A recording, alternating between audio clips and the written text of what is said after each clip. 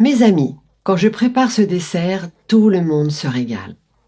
Alors, on va tout d'abord ajouter des fraises coupées en petits morceaux dans un plat. Ensuite, ajoutez les raisins verts coupés en petits quartiers. La quantité de grains de raisin à mettre, c'est selon votre souhait.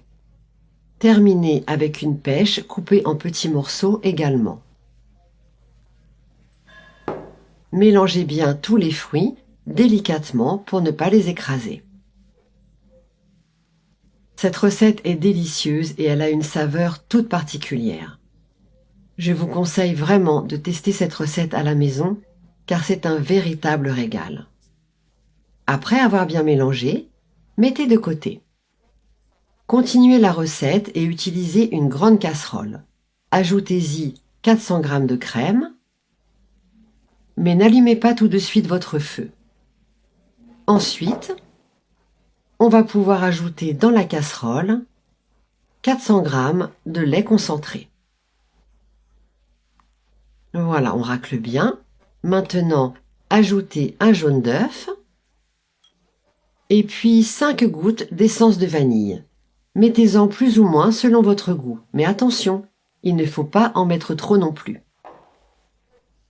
Mélangez tout ça très bien avec le fouet et une fois que vous avez terminé, allumez sous la casserole à feu moyen. Après épaississement, vous voyez, c'est prêt. C'est hyper facile et assez rapide. Versez ensuite toute la crème sur les fruits dans votre plat. On peut le faire tout de suite car il n'est pas nécessaire de laisser refroidir la crème. Répartissez bien la crème dans tout le plat et bien étaler avec une spatule. Puis, mettre de côté. On va maintenant préparer une bonne ganache au chocolat.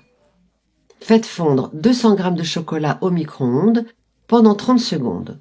Mélangez un peu le chocolat et ajoutez ensuite 200 g de crème. Mélangez bien le tout avec une spatule jusqu'à obtenir une belle ganache. Surtout, il faut bien mélanger, jusqu'à ce que la consistance soit bien lisse et bien onctueuse. Voilà, vous voyez, c'est prêt. Vous pouvez maintenant verser la ganache au chocolat dans votre plat et bien la répartir sur toute la surface de la crème. Regardez comme ça a déjà l'air délicieux.